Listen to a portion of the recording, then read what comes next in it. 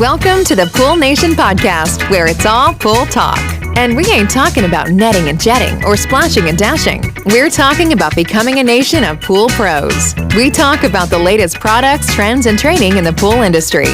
Now let's welcome your host, with over a decade of industry insider experience and still the reigning champion of Marco Polo, Edgar De Jesus, and his co-host, John JJ Flawless, the fastest netter in the West, and Zach the Pool Boy Nicholas.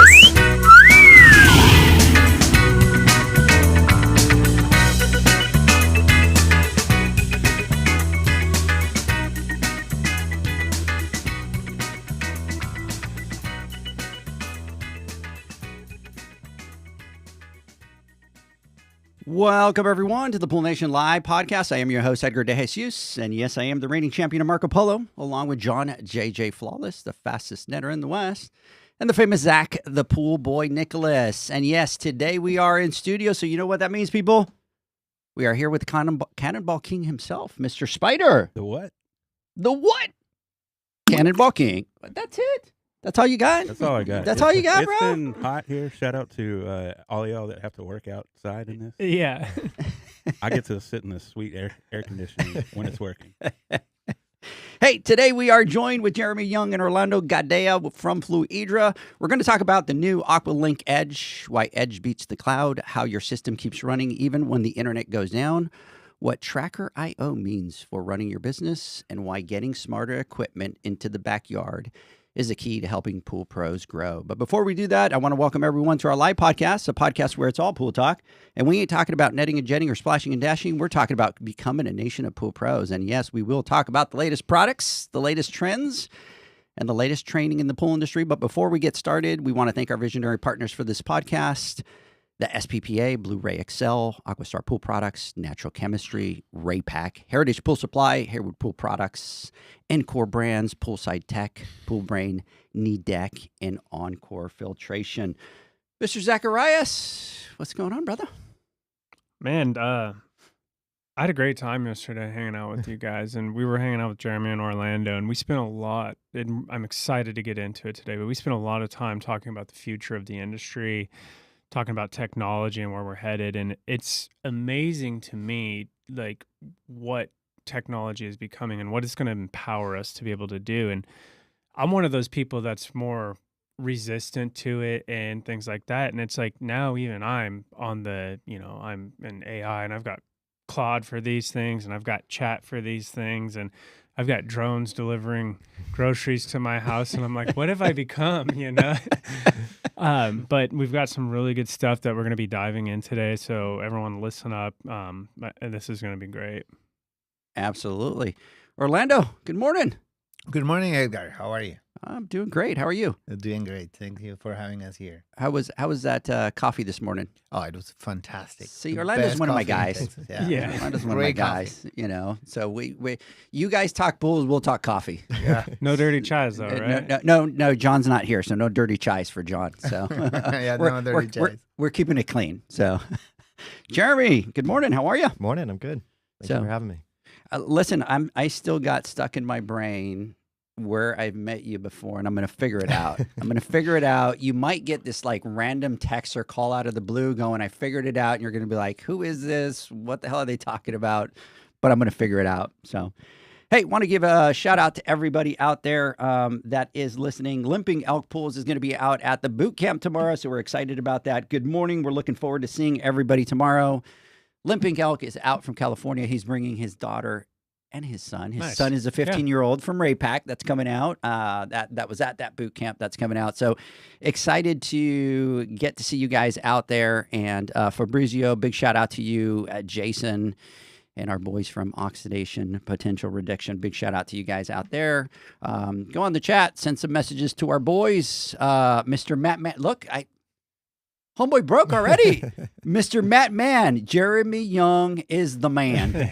So look at that. You know who Matt Man is? Yes, he's out in Southern California where I used to be a sales rep. Yes. So we call him Matty, and we joke around because when he first introduced himself, he's like, Matt Man. And it sounds like Batman. Yes. And I was like, what? So I turned to John and I'm like, Batman? Is like, no, Matt Man. So I've got a quick sidebar about Matt Man. When I'm driving up here, there's a gas station. It's a Love's, and someone must work there. But in the back window of their truck, it says Matt Man, and they're there every time I come up. I should take a picture of it sometime and send it to you, Matt, because I've never heard that before, seen it before, and like randomly in the middle of Texas at this Love's gas station, it's there. So yeah, that's awesome. So, hey, Michaela, big shout out to you out there. Gillespie, big shout out to you out there. I'm glad that you guys are joining us today. So, big shout out. Let's see how many people from Fluidra from your team give you guys shout outs. You know, we should have done some type of competition and a giveaway. So, figuring out who gets the most love, right? who would it be? Who would it be? Who would get? I think Jeremy would probably Jeremy get. would. Yeah, Jeremy by far. yeah. Jeremy would get a huge shout outs out there. So, and by the way, Jeremy was out in my neck of the woods, out in Orange County. Yes. And we'll Spent kind of 5 years there. we'll kind of talk Your about that. territory. So, hey, before we get started, there's a couple things that I want to talk about. Tomorrow is the Heritage Pro Service Academy out at the PEP Heritage branch in Van Nuys. So we're excited to get all the pool pros out there. I think we've got like 104 people registered to come out. Excited to be able to do that after the podcast later, 8 o'clock tonight. I jump on a plane, fly straight out over there. I'm there for a day, turn around, fly back over here. So big shout out to everybody. Looking forward to doing that. Mr. Michael Kraus, big shout out to you out there as well. So look, we added another class so we could take some more members. So anybody that wants to register at the last minute, come on out, hang out. We are going to have a coffee truck, full-blown coffee great. truck in the morning. They make smoothies, they make coffees, they do all that. We got lunch for everybody. We're going to have music. We're going to have the giveaways. The lunch was awesome. The lunch was phenomenal Yeah. last year. So I'm looking forward to those Yeah. tacos.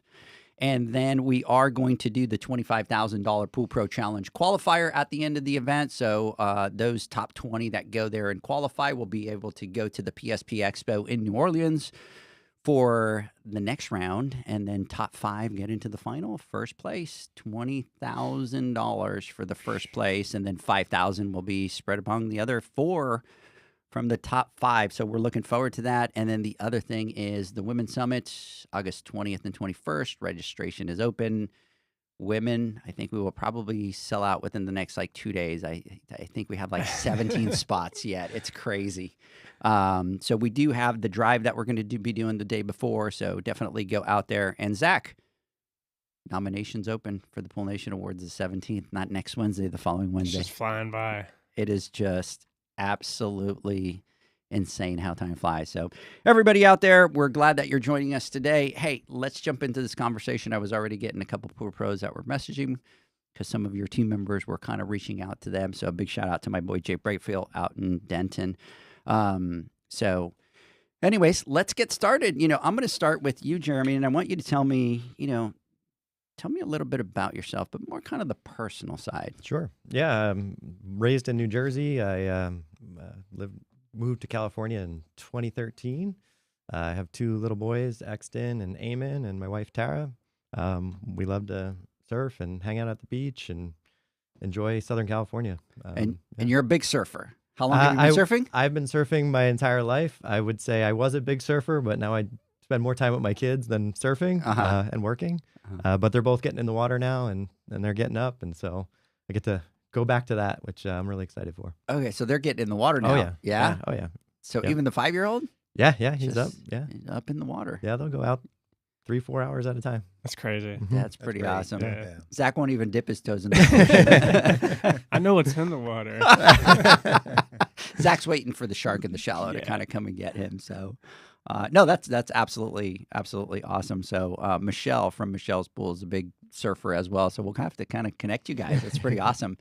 She does her route, and halfway through at around lunchtime, she stops always close to the ocean so she can eat real quick or surf and then eat and then kind of go do the rest of her pools. But it's funny because she builds her route based around where she's going to be able to stop. Isn't that the beauty of this industry, though? Is that you have the flexibility to be able to do that?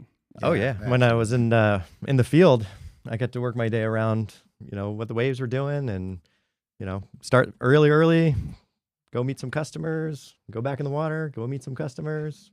It was It was great. See, so he was doing his schedule too around the water time. I'll meet people from like 7 to 9:30. California, Yeah. I think. Yeah. The truth comes out now, Yeah. but you're safe. Still 'cause put a lot of work hours in. you're safe because the company has sold a couple times from when that happened. So you're good, right? Well, yeah, and I'm a big golfer, but I had a lot of customers that like to surf too. So Really? yeah, Oh, that's interesting. So yeah, I guess that would kind of be cool, right? Like you get your customers like, hey, instead of playing golf, let's go surf. yep. So You're not trapped. You can get out and move on with your day. move on. Yeah, awesome. Hey, big shout out to the Chlorinator, brother. We will see you tomorrow. Excited for that. Happy Friday, Michaela. How long do we have to sign up for the women's drive? You've got plenty of time for the drive. Sign up. I do have to tell the women that sign up for the drive, you are going to have a VIP experience. We are going to be spilling some huge tea on July 10th. We picked the date, which is going to be a Friday. So stay tuned for that. You guys will get a jump, and I can't say too much because I You're can't ready. spill the tea. I You're can't spill the ready. tea. So, Yeah. but you guys will have a VIP experience for those of you that sign up, and trust me, it'll be worth your time. Orlando, good morning. Okay, good morning. How are you? I'm doing great. Thanks for having us here. No problem. So, what about you? Tell us a little bit about you personally. Yeah, so I'm originally from Uruguay, very small country in Latin America. Now with the World Cup coming on soccer, some of you might know because famous for having good soccer players, which I'm not one. Married, 3 kids, live in Florida. I've been living in the States for 16 years now. So, how old are your kids? 12, 10, and 8. 12, 10, and 8. And are they all boys? Boy, a girl, and a boy. Boy, I girl, have boy. a nice mix. And we know how that works, right? Like we know who's got that pinky wrapped up Oh, right yeah. around that thing, you know. You bet. I don't even deny it anymore, you know. Yeah. My wife gets angry at me because my girls are coming like, "Daddy," and she's like, "You know they're gonna." I'm like, "What's your point? What's your point?" I'm like, "Whatever." So Yeah. that's awesome. And so you're in Miami, I am. okay? And how long have you been out in Miami? 15 years. 15 years, yeah. Wow. He went there for a weekend. Absolutely loved it, and staying there. Yeah, and it is beautiful out there. We just went over Yeah. to kind of Hollywood. The airport was a little questionable, but so is LAX. Yeah. Right? I think any major airport is like really questionable nowadays. Yeah. Getting into that, is that where you fly into, Miami? Yeah, I normally fly out of Miami, Uh-huh. out of habit mostly. Mm-hmm. My wife thinks that Fort Lauderdale is much better, Uh-huh. but I'd rather do the 15 extra minutes driving to Miami normally To Miami. and fly out of there. Yeah, Probably a lot more flights, right? many more And then- connections. Yeah, many more connections, especially in my line of work that I travel a lot internationally. So yeah, many more connections. Yeah, no, I get it. So we went to the Fort Lauderdale because we flew out of you flew out of Miami, we flew out of Fort And Lauderdale. Miami was Was a zoo. nightmare. Yeah. So, but Fort Lauderdale is kind of small. Like there was not a lot of seating space when we got there. Yeah, it's a much smaller airport, small. but easier to get to your gate, less crowds. So Yeah, no, that makes sense. So, anyways, guys, I first of all I want to take a couple minutes to thank you guys. To thank Fluidra. Obviously, you guys sponsored the Pool Nation Awards. And in that process, obviously, you guys kind of get to come on to the podcast. And I was kind of excited when I got the call from Katie, kind of going, "Hey, we're ready. We want to come out." And to be honest with you, I was just thinking, they're going to come and talk about, a regular, podcast. And then all of a sudden they're like, "We have some tea to spill." And I'm like, "You're my kind of peeps. Let's go." I'm like, "You like to spill the tea?" And she was like, "Yeah, we're not going to announce it till, after and that kind of stuff." And then she's like, "Well, maybe we'll change it and we'll announce it right before." And I'm like, let's spill the tea. So, Yeah. so we got Jeremy to come in yesterday, and we were able to take a look at what we're going to talk about today, which is the Aqualink Aqualink Edge, which was very cool. And I think I just felt special because I got to see it before anybody else. That was a cool part. We did. Right? It was really cool. Yeah. Yeah, and then just to be able to kind of go through, all the features and the look of it and some of the things. And I don't want to talk about them because I know that you're going to talk about them, But anyways, really excited to have you guys on here. Thanks so much for coming out. We really appreciate it. Hope that you guys have had a good time. Yeah, Great This has times. been a really great experience, and yesterday was a lot of fun. It's always fun getting back out in the field. Uh-huh. You just kind of get reminded about why you do this and who you're helping, and yeah, it's a lot of fun. And it is so true, especially when you deal with the pool pro side, right? Mhm. And when you're doing what you're doing and kind of and you've been in the field, right? Yeah. You've been on on the service side, the construction, all that kind of stuff. So to have all those years and to kind of be doing what you're doing now and be in a position where like, no, this is what we need. No, this is what we need it to do. No, that's kind of cool rather than just kind of getting an engineer that came from a different industry and we're telling them, we want to build this, and they don't understand. This is what we think is needed. Yes, versus no, this is what we need. And I think that's why it's always important, especially when we're building products for our industry, that it be, and in Orlando, I know that you're big on this too, but customer focused, right? Like how do we focus everything on the customer at this stage? So excited to be able to talk about that. So, and I think like we should segue into that and talk a little bit about how you guys got into the industry, because you both have really interesting stories, and like Edgar was just alluding to, kind of the customer first mindset. So Jeremy, can you kind of walk us through what that looked like? How did you get into this industry? Like many people, I got into it somewhat on accident. So I went to school to be a history teacher. I have a history education degree, but I just coincidentally got involved with a commercial pool construction company. We were doing every type of renovation, tying steel, running the plumbing. I got to drive around heavy equipment. And it was a lot of fun, but not in the wintertime. So I grew up in New Jersey. I was working in New Jersey, and a friend of mine worked for Jandy, and one day it was really cold out, and we did a lot of filter rooms in the wintertime, but there's no heat in there. And so my hands are frozen, and he gives me a call, and he's like, hey, can you come out to the Atlantic City show? I want you to introduce you to some people. And I was like, do I have to do this anymore? No, you won't have to be freezing cold anymore.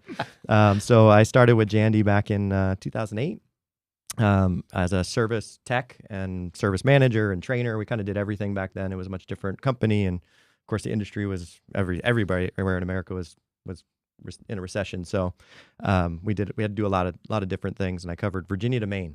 Mm-hmm. So I was doing 80 to 100,000 miles in a van. That's 5 days a week on the road. But I got to meet so many great people that were able to teach me things, whether it's about fixing equipment or how they started their business. And so I kind of got a passion for that. I think what I love about this industry is the entrepreneurship that you see and the opportunity that's here. You don't have to have, gone to 8 years of school. You can really jump into it and you can learn it. And there's a lot of people that are willing to help. And so I was able to transfer to California for a sales territory. I covered Orange County for 5 years. And then I left the company for a few years to design and sell pools with a friend of mine. Mm-hmm. And I was invited back with about in 2020 to do some things with the merging of Fluidra and Zodiac at the time. And I got invited to work on this next generation automation platform, which is a passion of mine. I've always loved automation. Jandy's been known for a long time as in a leadership role for automation. We invented the category. So I get to kind of renew that. So I'm really excited for this product. I do that. And I love that I see it so much as that you can't leave. We always joke about you can't leave this industry. Once you're in, you're always in. Yeah. Here you are. Yeah. Once in, you're stuck, right? So I do have a question I want to ask you. Obviously we're really big into training. We're really big into education, and I think it's changed over the years, and it's getting better, and we still have a long way to go. But talk a little bit about what the training was like back then, because back then you had to wear 5 or 6 hats. Yep. Right. Yeah. So talk a little bit about the education and what you had to do in that space. Yeah. So back then our training department was pretty limited. We had scaled that back quite a bit. So the service managers were largely responsible for the training. I got to organize the locations and decide the training material. And my education background, it was fun. It was a way to exercise that. And I did the first season of it. It went well. We got through it. But then the second year, I'm come back, and we're kind of going over the same material and the same people in the room, and we're kind of getting the same questions. And so I had a moment. I'm like, something's wrong here. We're not learning like we should. And so we would do things where we have simulators, and we give out troubleshooting guides, and we ask them to go through these problems. And it occurred to me, we never really taught you how to read the troubleshooting guide, or teach you how your manometer works, or what AC and DC is on that setting. And so you know, we kind of strip that down and try to go in from the basic level, make sure everybody's starting at the same point, and then, you know, try to buddy somebody up with an experienced person next to an unexperienced person, because they're going to be more comfortable to ask questions to their peer than they are to the trainer. So, you know, it was a really good learning opportunity for me to really understand. You got to understand your audience first, and then meet them where they're at. Right. I mean, I'm excited to tell you about all these Jandy products, but you know, you might benefit more just to learn some basic things and go apply them, and then you're going to call me about the Jandy product, and I'll help you with that specific thing. And it was one of my favorite things to do, actually, is to do those trainings. It was a lot of fun. Yeah. Now, you said you were a history teacher? Yes. So yes. did you geek out and start putting? I can see the first The one. history. What was the first year that Jandy came out? No, I'm just You're, kidding. you're laughing, but I do that. Yes. No. I will, you know, I have timelines of all the first things that we've done or when we introduce something. All and right, I well, like throw some you timelines know, at us. even within Fluidra presentations, sometimes, you know, not everybody's been to the company we've gone through lots of different transformations. And so, you know, just show people a little bit of history and where we come from, and, you know, what are our core values and where they came from. Really helps people understand where we're going. Right. You know, we integrated with home automation back in 2000. That was, you know, we introduced that in 2000. Today, you think that's commonplace, but we were the first to do that, you know, 26 years ago. And we learned a lot from that, and we learned a lot from the iAqualink. And now I get a chance to take all those learnings and see what did we do well, and what do we need to change, and how do we need to do things differently. Yeah. So I'm a history geek. Yeah. I think you can learn a lot from just, hey, what did we do before? Yeah.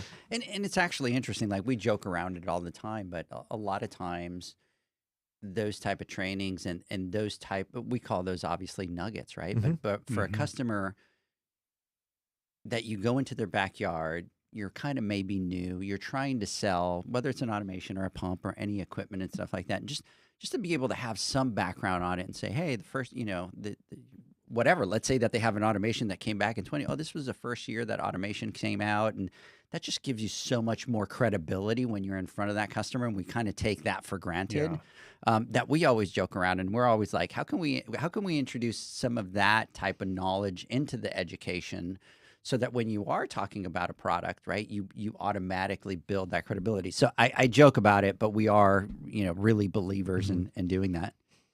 Yeah, and I mean, you tell that story all the time, and like not only just with history, but just go out and get all the education you can on everything. So when you're in the backyard, you have that confidence and that nugget. I want to talk a bit about it being different back then, because you're saying you were really responsible for, like, you kind of had to facilitate the whole training, right? The booking, the scheduling, and what was that like? Because I mean, you're already having to put it on, which is a task in itself.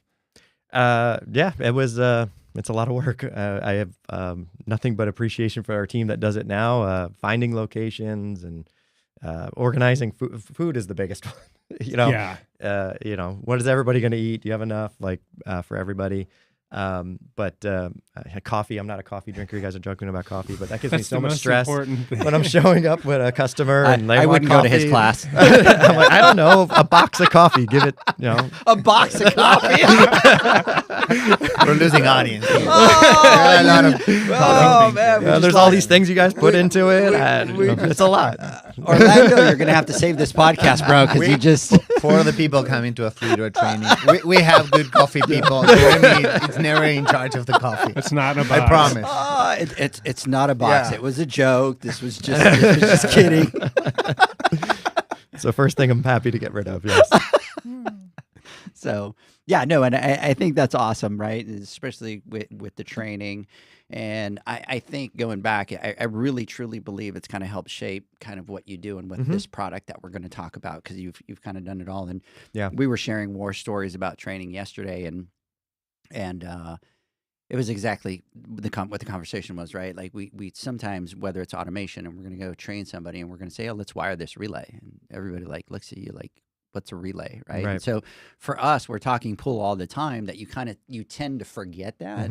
And so you always kind of have to kind of remember and just kind of come back and be like, you know, just because I've talked about it 20,000 times doesn't mean that I can skip it, right? That I can go to that next level. So I want to give a couple shout outs here real quick before we go on. So our boy Benny, big shout out to you out there. Megan Hightower, Edgar loves tea. Yeah, I love to spill tea. Yeah, she's got me.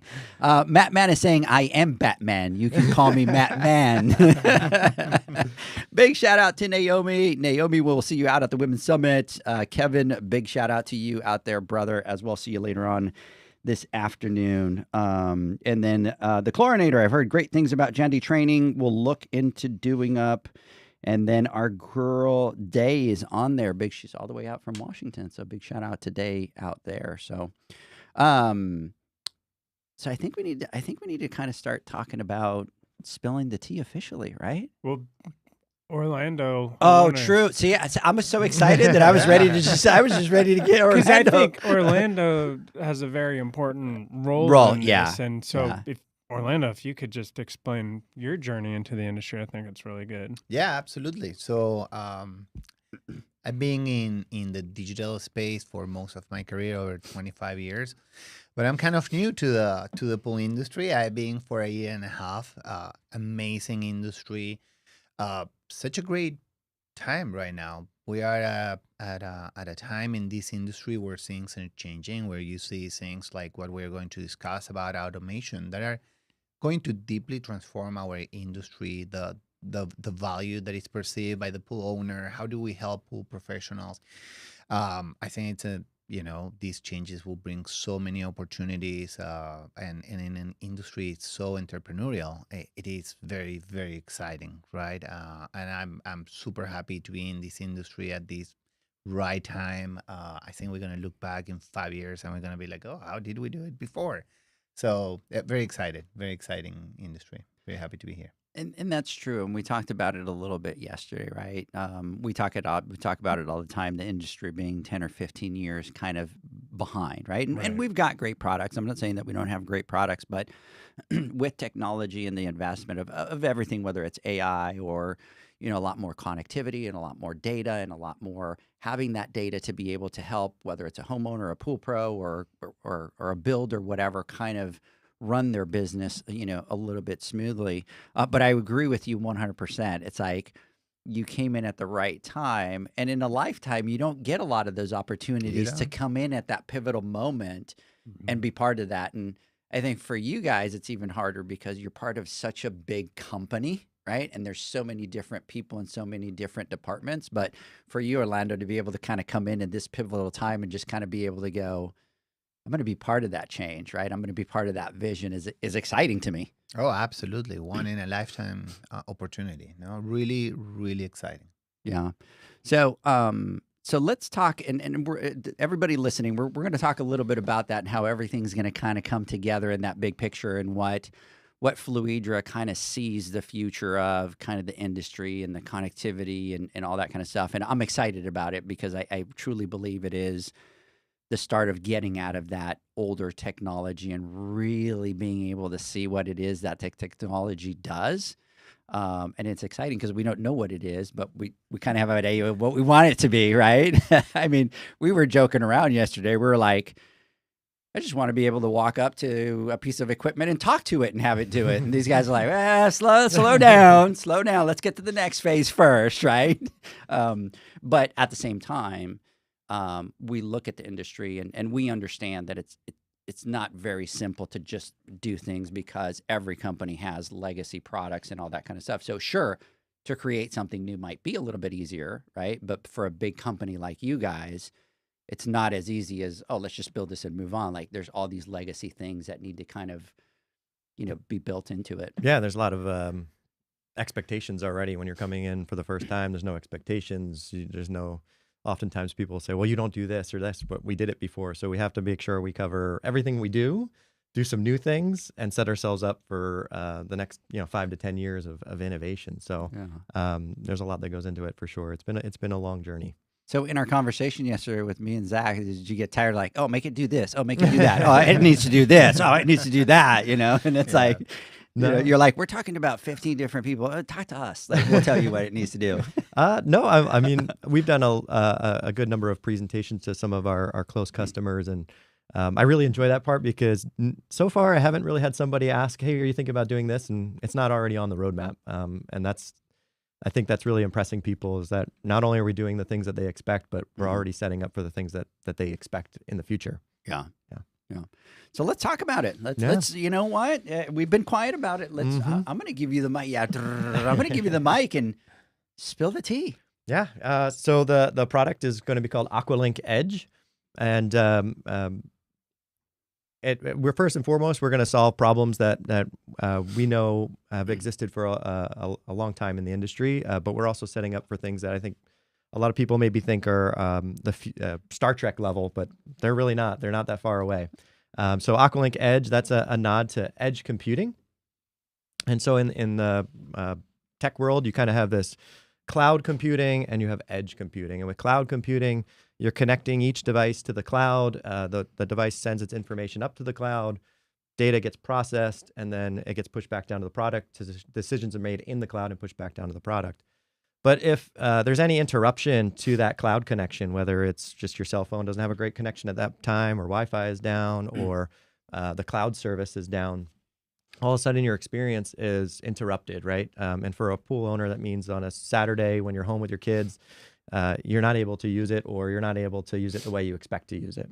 And not only that, people throw the word cloud around, and I think the average person thinks it's some magical thing out there, and it's really not. You're just using somebody else's computer. You're renting processing time, and so a lot of those devices in our lives, they start to incur monthly costs, and it's expensive it can become expensive to run those things, and subscriptions come into play. With edge computing, you put the horsepower right there at the device. We're able to process the data locally. We're able to make decisions quickly. We're able to learn over time and make better decisions. And so you have an uninterrupted experience. And the cloud's important. We're going to talk about that, but it plays an extension role. It's a complement to the experience you already have. It's not core to the experience. And I think you're going to start to see other technology in your life is becoming more localized as well. We can talk about it later, but there's something called Matter, and one of the standards in Matter is that it has to work locally. And so the big companies like Google and Amazon and Samsung, they've gotten together and they've written that standard because they're recognizing that if you interrupt the experience, I have smart lighting in my home, and if I can't, it's awesome, right? It's great. There's a lot of really cool stuff you can do with it, but the day the internet's not available, your lights are off. And so that's when you start to see all these local kind of hubs that come into play, and it has to be available. And so that we're really trying to deliver an experience. We're going to talk a lot about features, but I think it starts with the experience. Homeowners didn't buy a pool for a pump or for, even an app in their hand. They want to enjoy their backyard. Oftentimes they went somewhere in their life and they want to recreate that experience in the backyard, maybe a great resort somewhere or a cruise they went on, and they want to have that vacation in their backyard all the time that they can enjoy their family, especially for people who are very busy. I travel, Orlando travels. So when you're home with your family, that time is really important. And if suddenly your pool's not available because the cloud is down, that is extremely frustrating. And pools are not, they're an investment, and you get to use them. And when you want to use them, you want them to work right.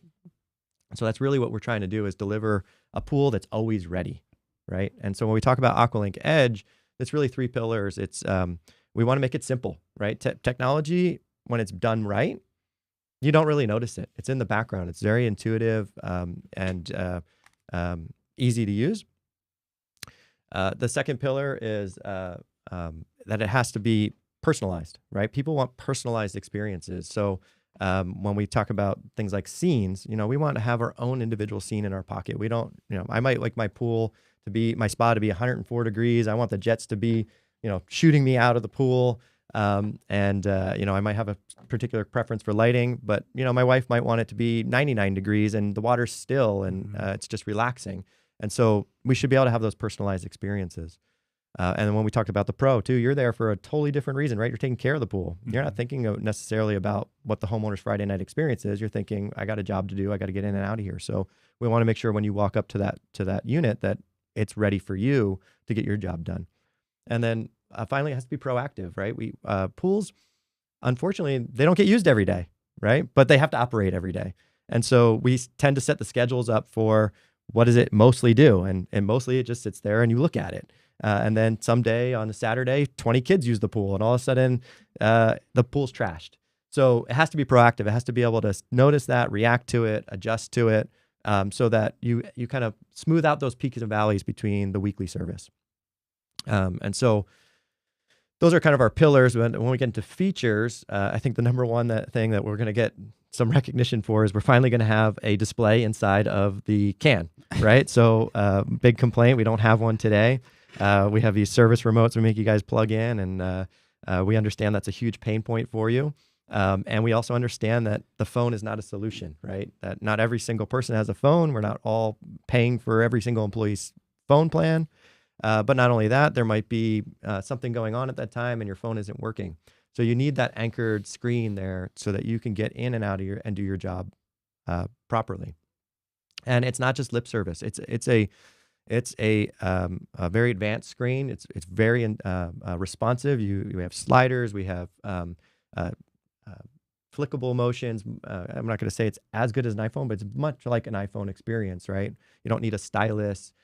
We work with a supplier that supplies boats and motorcycles. So these screens need to be able to get wet. You have to have wet fingers. You might be wearing gloves, and it has to respond in those conditions. Mm-hmm. So we want you to be able to interact with that technology and not let it get in the way of your job, right? And we want you to be able to get in and out. Homeowners want that same experience. So we've done several market studies now on this, and over 70% of homeowners tell us we want a dedicated remote in the house, right? I don't want to always have to find my phone. There's multiple people in the house that not everybody has the app, and so they want that experience available to them whenever they need it. And so every one of our Aqualink Edges is going to come with a 10-inch in-home display that's very modern, feels like an iPad. It's anchored to our system. It controls our system. It's not going to get repurposed for something else, and it's always available.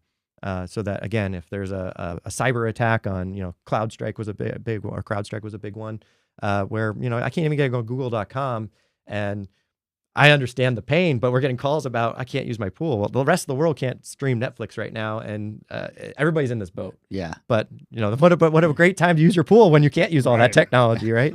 So we really believe in anchoring that local experience, so that again your pool is always available, always ready, and that extends in the future into making sure the water's always ready for the homeowner. It's interesting to me to watch kind of like things go in cycles, Mm-hmm. and we went out as a society and it became the cloud and everything in the cloud, and then which was great and has all these great things, but then now we're starting to see like the connectivity issues and the interruptions and things like that, and then attacks as those get more sophisticated.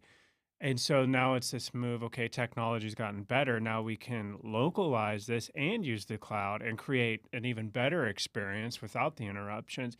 And then so kind of went this way, and now we're kind of coming back this way. And then when you're talking about the remotes, the big thing for people was I want it on my phone, I want it on my tablet, I don't want to. And now it's like, well, just get me this thing that can sit, and now it's always there, and it's beautiful.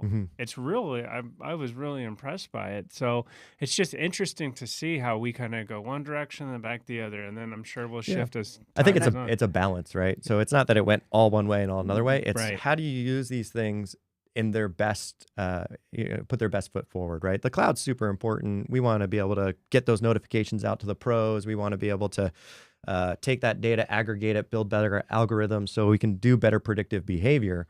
But we can push that down locally to the unit, and then pools are a little like snowflakes, right? So when I used to teach classes, one of the questions I'd get is like, well, what percentage do I set the salt system to? And I would tell people, I could take an entire pool, and if I could magically lift it out of the ground and drop it into the neighbor's house, there's going to be two different percentages. Mm-hmm. One might be an older family that, just likes to sit next to the pool and look at it, and the other one has 2 dogs and 3 kids swimming in the pool. They're gonna need totally different operation settings. Mm-hmm. And so what that allows us to do is to kind of build these global things, but then at the edge, understand that I expected this reaction in the pool chemistry, and that didn't happen. There must be something here that means that it's different. And so then we can build that customize that down to that individual pool, personalize that algorithm to that pool so that it is working correctly, right? And that builds trust, right? If you're always 20% off, I mean, it's better than what we have today, but you're still always 20% off. You don't really trust it. We want to get as accurate as possible. Yeah. And, also, and again, you guys are a global company, right? So there's a lot of different things that you guys have to look at versus, me just running my small pool company. If I do have something that's cloud-based, really how much am I going to use it, right? The cost for that is not. But, I mean, you look at price of, cloud nowadays and the more data that you have, I mean, that expense alone gets it way out of hand, right? So as a business, we need to look at it and be like, this is a double whammy for us, right? We have the localized, we have that, but how do we become less dependent on that cloud? And then how much is that going to save? I mean, that could be hundreds of thousands of dollars based on, I mean, you guys got millions of users. So there's a huge, kind of cost to that. So for the pool pros, it's not just a matter of kind of what's facing for us, right? But also from the business, what makes a lot more sense. And of course, I bitch about it because we spend a little bit of money with all these servers and stuff like that. And it's a little bit. I never thought about it before. I don't even want to know what that bill would be like. I'd be like, oh, hell no. But just like everything else, the cost of everything is going up, right? And obviously, those are big, huge data centers that have to be operated and so those, so you don't want to be dependent on them as much. Well, we want to enhance the experience, Yeah. right? We want to give you the best of both worlds. So there is a very strong cloud component, but there's also the edge component. So you get both, right? And there are pros in each area, and we try to maximize on the advantages that the different technologies provide. Yeah, no, but it's ingenious, right? Like you have it at that local level, and it doesn't matter if that goes down. You're still going to have access to that to solve that issue. Getting the best of both worlds like Yeah, yours. yeah. Which, and it does happen. Look, and there's other, and I'm not going to name names, but there's other companies that are in the pool industry, and they've had issues, right? And so then all of a sudden all their pools go offline. And then you've got all the pool pros getting calls from the customers kind of going, well, none of this is turning on. Well, none of this. And they're like, kind of have to wait. Well, you don't want to be in that position as a big company. Yeah, we've had our own experiences with that, and unfortunately it happens on a Thursday or a Friday, and the team does a great job of reacting to it, but I mean, you can't remake time, right? So Saturday happened, you can't go back and get Saturday back, and it always happens at the worst time. It's like I always joke around, I'm like, we open up nominations and for some reason our site goes down, right? And it's like, really? Like it couldn't be in January when nobody's looking at it. So we're talking about history. We started out our automation systems when you had a Nokia phone with the snake. That was the technology you had in your Wait. A Nokia phone with what? With the little snake game. Remember they used to be, you would make it grow. That's pretty crazy when you put it in that perspective. So did you have one of those? Yeah, the little flip phone. You play Snake. And do you remember that? I never. I know about the game. I never played it. I was just wondering because you're so young. I thought you were going to go. What's a Nokia Snake game? So that was like. That was my time. That right was your there. time. Yeah. So imagine we have learned a lesson or two in the last 20 years, right? So that's why we're trying to do with this new product, bring in all the experience, all the lessons we learn into driving the next generation of automation. Right. So what is this bad boy going to be able to do? Yeah. So of course, we talked about the screens and its local decision making capability. There's a couple more interesting things that we're doing that are industry firsts. So one of them that I'm really excited about is every system is both salt and light ready. So we're going to be able to run those systems without additional transformers externally. So we're supporting up to 150 watts of light right out of the box. And that's going to not only reduce all the things that are hanging on the wall, but integrate the experience into the can and we have a lot of plans for how we can enhance the lighting and the entertainment of the pool, right? So one of my personal goals for this project has been get people to enjoy their pools more, right? Get them to use it more. So if it's always available and always ready, I'm going to use it more. If I can entertain you with the lights, right? We want to do that. And so every system right out of the box, you don't need to hang additional transformers. You're light ready.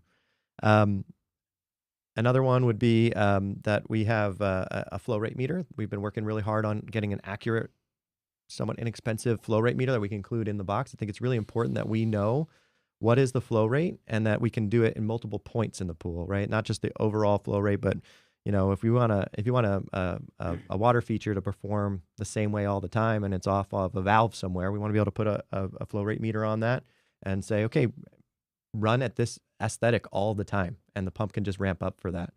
I also think it's important that we kind of get away from today. Some people are doing the calculations, others are just setting things at the maximum, and that's good enough. But hours of runtime and RPMs, it's pseudoscience. Like, let's turn the pool over once, right? And then things happen. Like I said, we have to be proactive. Things happen throughout the day that maybe interrupt that service, and so we need to be able to respond to that and make sure the pool turns over once a day. So internally, we call it outcomes. We want outcomes. We want to be able to achieve specific jobs, right? It's not about the equipment. It's about, what does it look like? What is it? Is it the right comfort level? Is it performing its duty? Is the water clear, right? That if your water's clear, why are we running the filtration, right?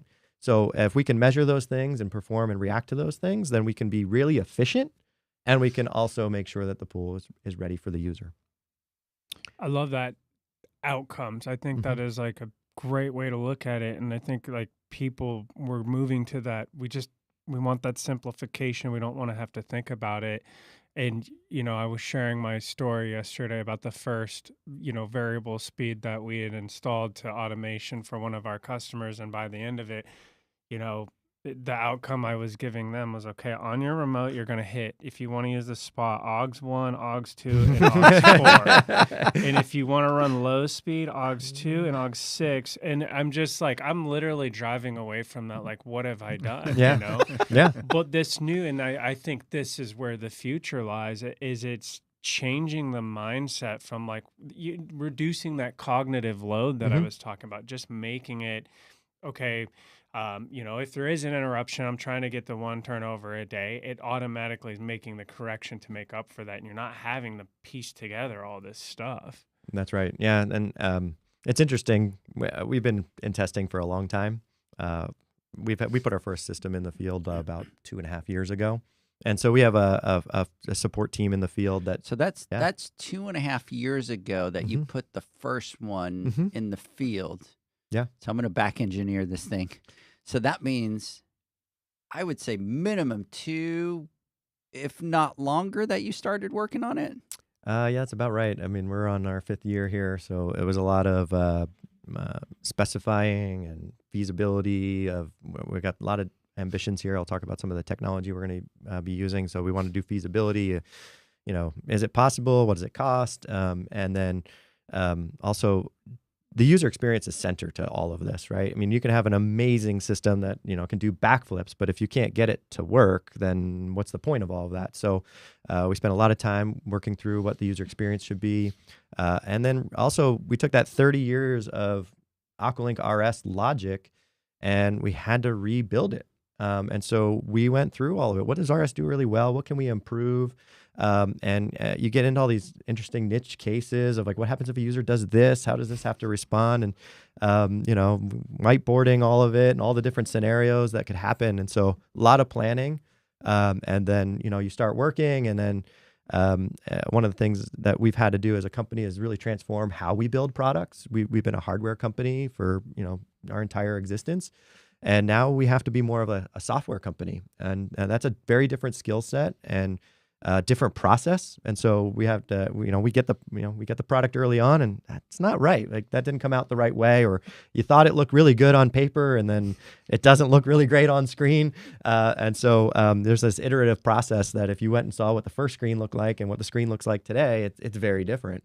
And that's based on getting users to use it and getting some feedback. And then, okay, well, what do we got to do to massage this? So yeah, it's been a long process. The team they're working really hard. We have them working nights and weekends. And as a global company, we're actually working around the clock. We can develop almost 24/7. So it's over 150 people working on this project. So, a real shout out to them. I'm just here talking about it, but they're the ones doing all the work to build it. That's crazy, though. I mean, all the people, I mean, you're talking 5 years, but you're talking about the round-the-clock capability. I mean, that's a lot that goes into that. Yeah, and for us as an end user, it's easy. It just appeared today. Like it showed up. It showed up. We saw it yesterday. Yeah. Yeah. Like, and so you look at it and like, oh, they've been working on this Yeah. for like 3 months, and it's like, I wish this was 2 centimeters. yeah, Then you add in like the development times. One thing, the testing is even longer, Yeah. right? Yeah. And then once you learn from the testing, you go back. And we always start within the lab. We have some simulation that we can do. We have little tanks that simulate the pool, and you think you got it right, and then you go and put it on that pool, and something completely different happens, or somebody that you didn't expect to do something some way does it. And how do we factor that in and refactor what we just did? So it's really been a great experience. I've learned so much, and it's throughout not it. easy to go through that change, right? Because you've got you've got hardware, you've got engineers, you've got the developers, and to even make one of those changes, it's not like Orlando's like, oh, give me my laptop, done, okay, Yeah. move on, right? It's like there's a chain of processes that need to be done, and then you have to make sure that it worked and it doesn't, right? When you're dealing with software, it's like you can make a change here and it just messed up 3 other That's things right. over here, and so Yeah. you got to kind of come back and Yeah. and for you guys, when you're going to put out a product, right? It's very different than somebody building a website, and if the form doesn't work, it's not that big of a deal, right? There's somebody's pool's turning green. Nobody, or yeah, the heater's running exactly, away. yeah. And so it's at one point it kind of becomes scary, right? It's like you're ready to put this out there, and you're like, Yeah, we've got a couple of really good internal people that have been guinea pigs for probably the first year. So their pools turn green. but that's kind of awesome. And think about it, how awesome it is too for those 2 people that have the pools to be able to be part of it, right? It feels good to kind of be able to develop that. So what else you got in that bag of goodies? a lot of really exciting features, and a lot of places that we're going to. We talked about the flow rate meter. Let's just talk about the cloud, right? So when you want to get connected, we have iAqualink. It's got a great reputation in the field, but it's not the best installation experience, right? 9 out of 10 of them might go really smoothly. 1 of them won't. I kind of, in retrospect, kind of laugh that we have to train people how to teach it the Wi-Fi credentials when everything in our lives is, I can hand anybody pretty much a phone or a tablet and say, connect it to the Wi-Fi, and they can do it, right? So we looked at all those devices in our lives and said, how can we just borrow this and put it into the screen? And so getting connected is as intuitive as your laptop, as your tablet, and we can store multiple networks. So if there's multiple networks on the property, you can put them in there. If one network goes down, it jumps on the other. If you're a technician that uses a hotspot to troubleshoot, which is a really common thing, you can connect the system to your hotspot, do what you need to do, and then when you leave, it just jumps back onto the homeowner's network, right? And a little tangent there, we did that throughout the interface. So again, I built pools. I worked with a lot of service companies. I've been to many startups on pools, and there's always that pool school where you want to train the homeowner on how to use their pool. And again, I kind of laugh, like we have to spend 30 minutes training somebody how to use their spa. You got to move the valves, you got to turn on the pump, you got to heat it. And inevitably they go through that, and Friday night, the first thing to do is call you and go, my pool's cold, my spa's cold. Why is it cold? Oh, you forgot to do this or that. And they, of course, they don't know how to set up the scene that does that, right? So Hogs 4, hogs 6. Jump on one leg, so tap your head. Yeah, I was telling you, I travel a bit, and the team back in Carlsbad laughs at me, but I'm sending pictures of every thermostat in every hotel room and saying, this is what I like about it, this is what I don't like about it. Because there's products now in our lives that you buy, you install, you use, and you never even read a manual. Yeah. And that's what it should be like for your pool. It should just be that intuitive.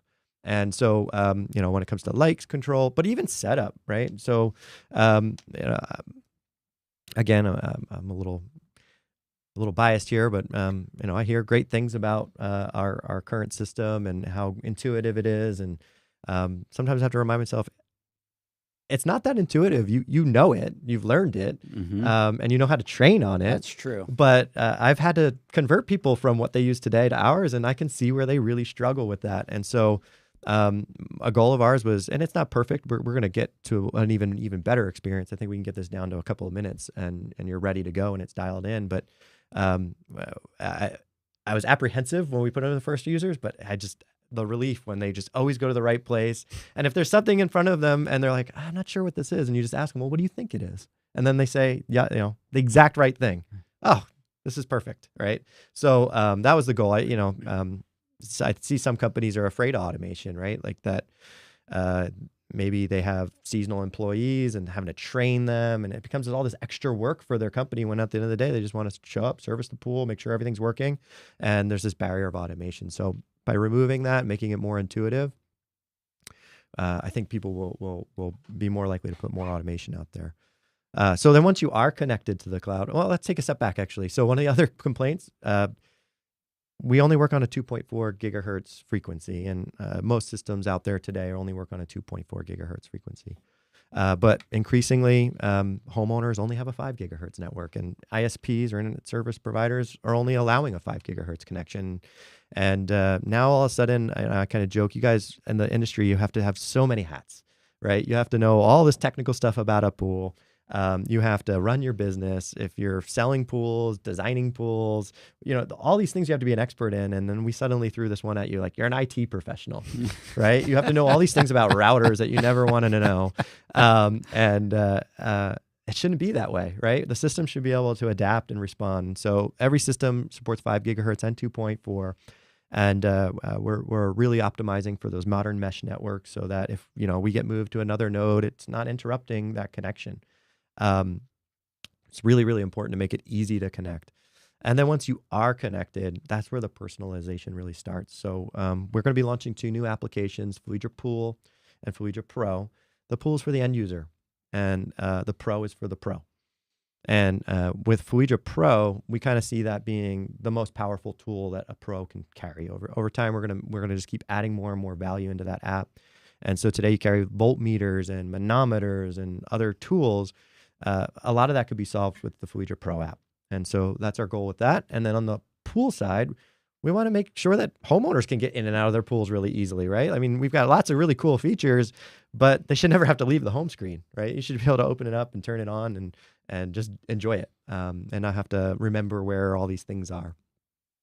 And so the next thing we're improving is how you actually gain that access, right? So today we make you kind of go out to site, get it connected. I kind of joke, you got to stand on your head, read a serial number, be on the right Wi-Fi network at the right moment, and then you can magically have it in your app. And then the homeowner comes home 5 hours later and they have to go through the same process. So we want to make it as simple as sharing your account.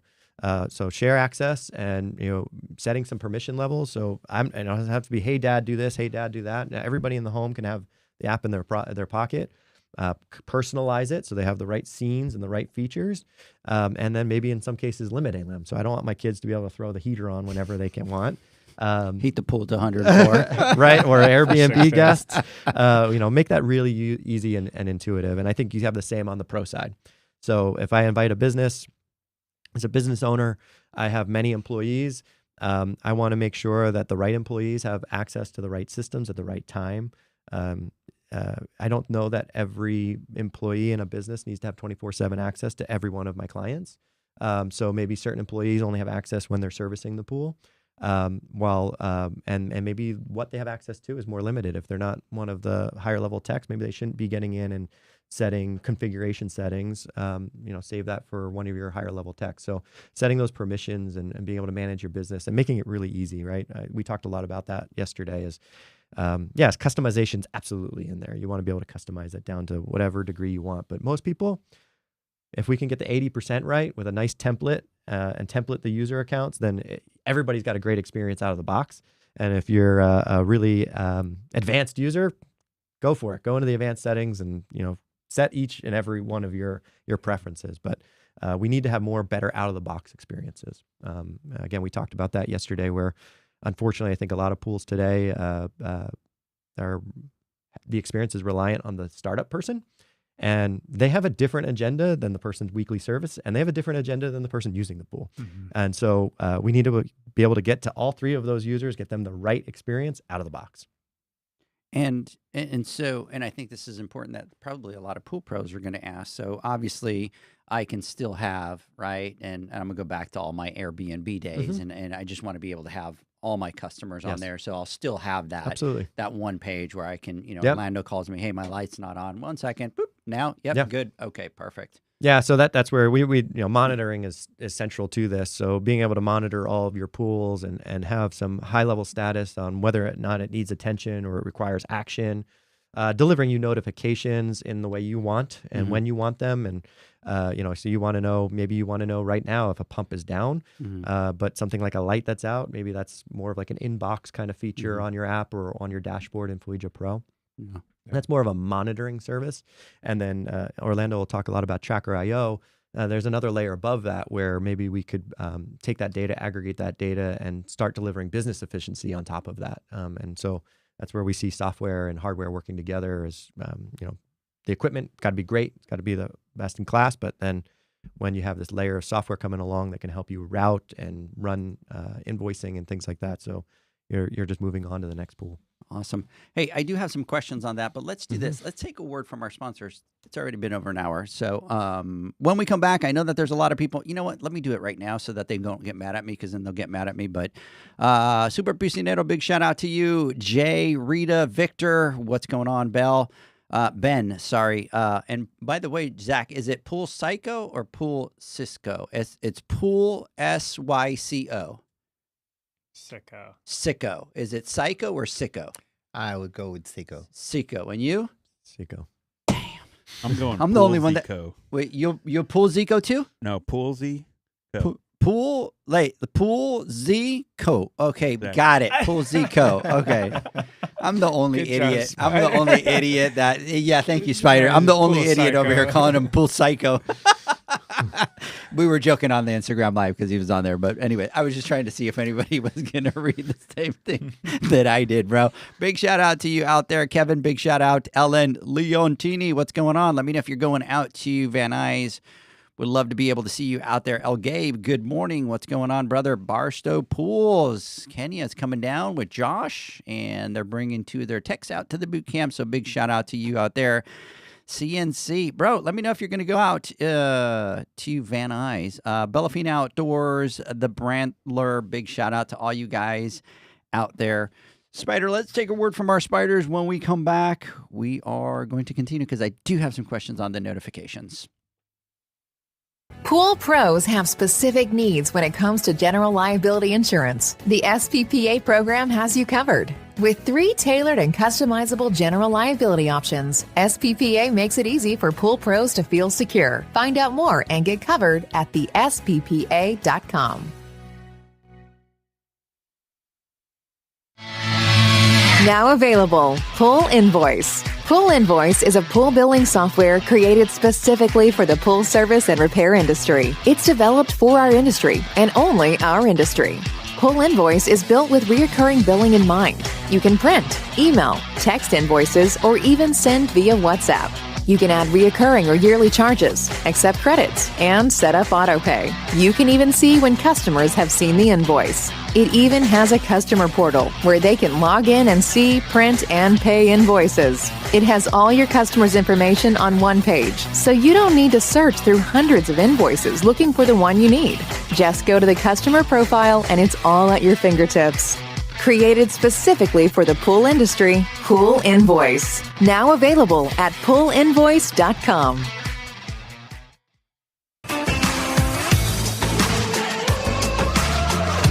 Blu-ray XL is the power of minerals working for you. Reduce your overall chemical costs and labor up to 50% guaranteed.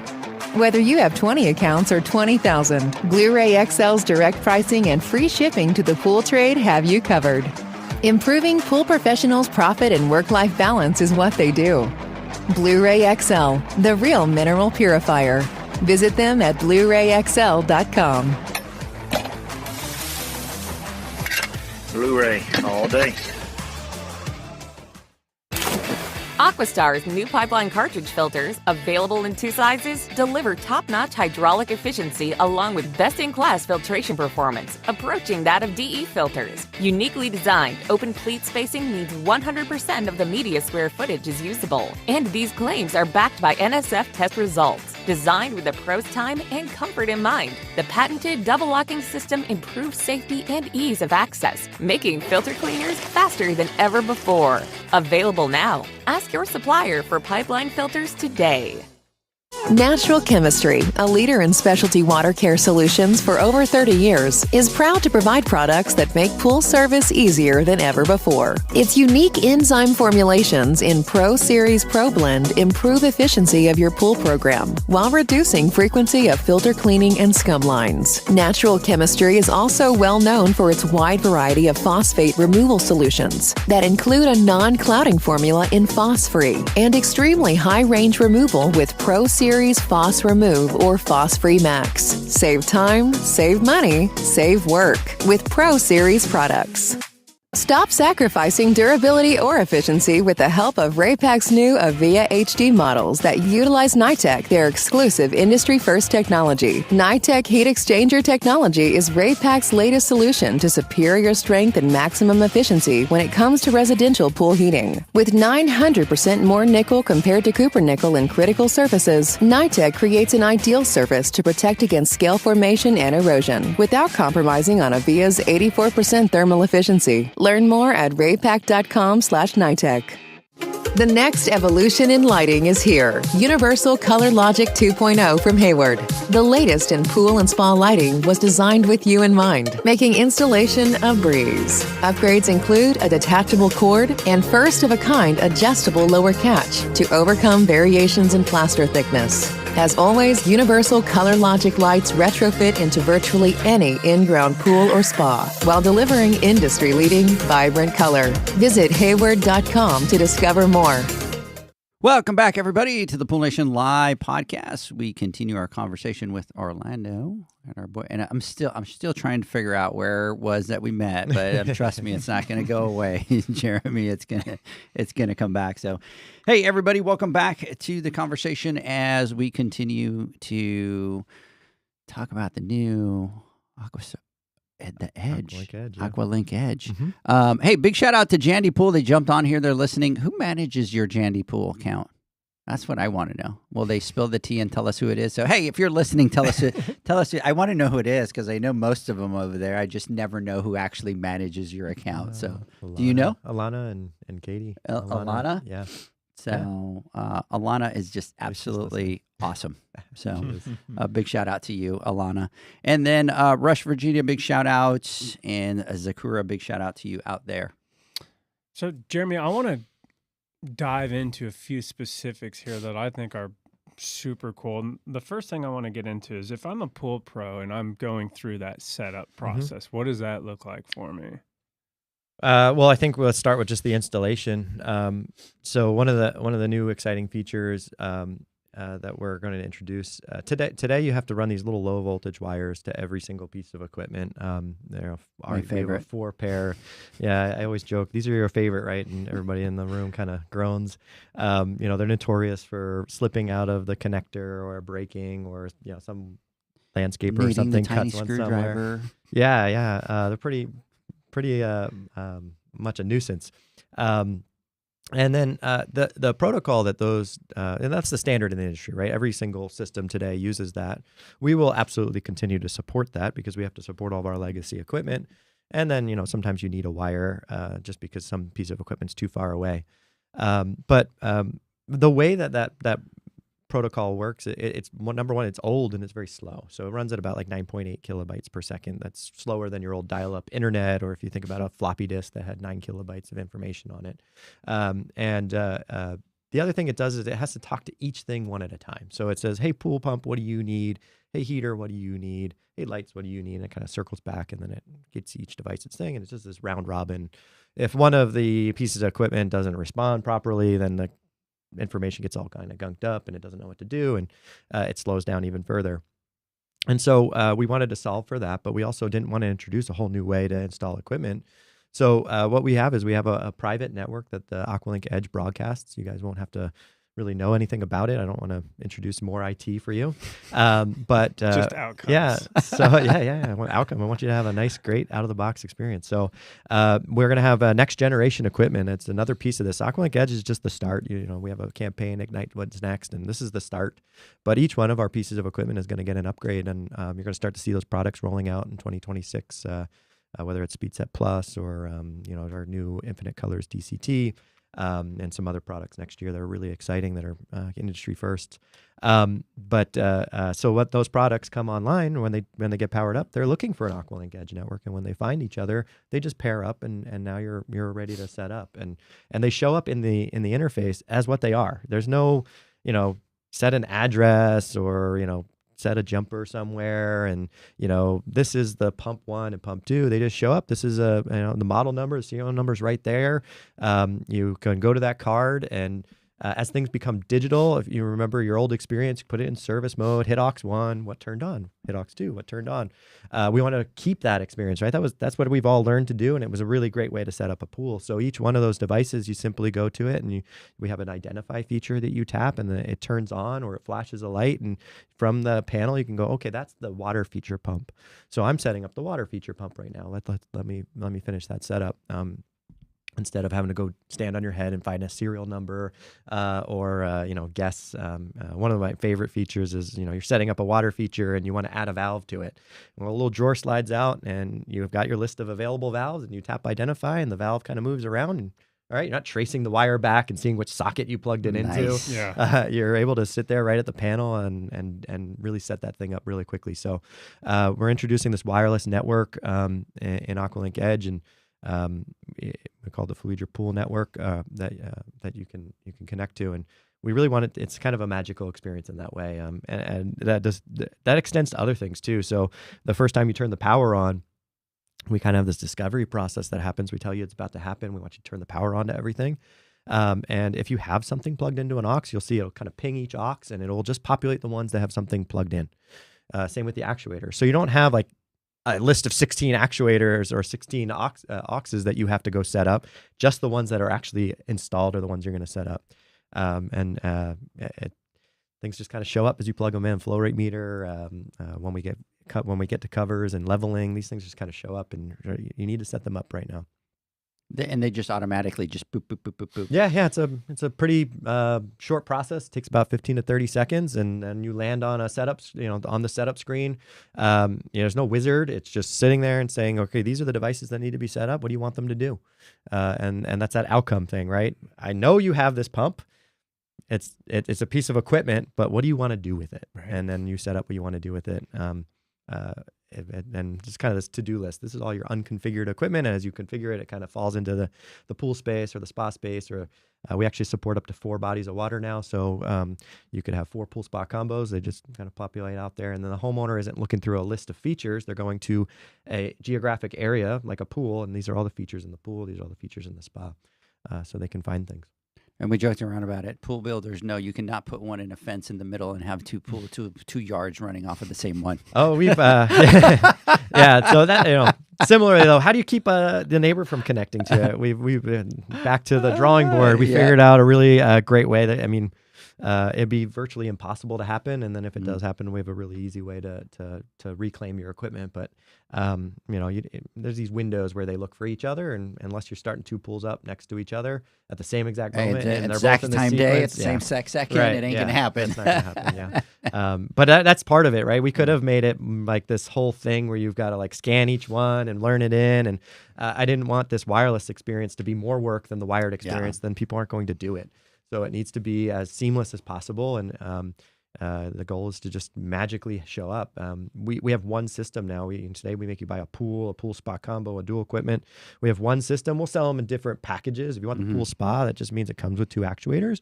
But every system can do anything, and you just add the equipment to it that you want and set it up the way you want it to be set up. So, and we're also pre-assembling those kits at the factory. So you just take one box out of the wall, you hang it on. Electrician's going to run the high voltage in, and once all of our products support this wireless, you turn it on, and you're ready to go. So think about that pool school today. I mean, every pool school I ever went to, I'm spending 45 minutes trying to fix wiring and moving things around. when I expected to just show up and teach the homeowner how to use it, because that, the person who installed the equipment is not the person starting up the equipment, and that's not the person that's servicing it week to week. So there, there's a lot of expectation when you have to run all these wires. Now it's just talks to it. Yeah. And a lot of what I see is in Orlando, you talk a lot about it, right? Is like the consumer experience, right? Like you guys are really focused. Like you guys do great products, right? You've gone to that phase that you do the hardware, you do the products, you've got great products, but now it's really time to focus on that customer experience and how do you make that very easy. And it's great to see you guys doing that, because for some reason in our industry, we've always kind of done, the entire industry has always kind of done, this is how we do it, and this is how we're always going to do it, and forget about the user ease. This is just the way that we've always done it, right? So I think there's a big focus, especially with what you're doing with your products, focusing on that consumer, that user end, and how do you, and that's the technology that exists nowadays, right? Like you set up a phone today. It's not like the old days of setting up a phone and you had to go to the store and they had to set it up for you and they had to plug this in and they had to plug that in. Nowadays, it's like put the old phone next to this one. This recognizes, hit next, and it just automatically happens, right? But what do you do before that? You click on the Wi-Fi and you click connect, and and that's how it should be for our industry. Yeah. Yeah. Even making a phone call. I mean, you went from this to this to this, and now it's just, hey, call Edgar. Yeah. You know? So I think the experience is the product. Yeah. yeah, no, that's awesome, and I love to see that, and I love especially with what you guys talked about it yesterday, right? Like there's certain things that we call in our industry, and we kind of make the user live into what you were talking about with spa mode, right? And it's like, for us, it's easy because that's what we do. But most of the time, you tell somebody, you got to put it in spa mode, and they're like, what? What does that mean, right? Yeah. Or you're talking to them on the phone, and well, my spa drained. Well, that's because the actuators are changed because you had it in spa mode, and then you put it in pool mode. And for us, we know what that means, but that conversation right there to a user's like, right, what the hell did he just say? Or like service mode, we've accidentally left it in, and you're like, okay, go out to the box, and do you see that? And they're like, what? Yeah. That's another one that we fixed, right? So I talked to many people, and I can't tell you how much. Just get rid of service mode. Well, why? My guys leave it in service mode. I got to roll a truck out there and enter service mode. But at the same time, service mode is really important, right? It has a purpose. Yeah, we want to make sure that you can go and service that pump and it'll never turn on.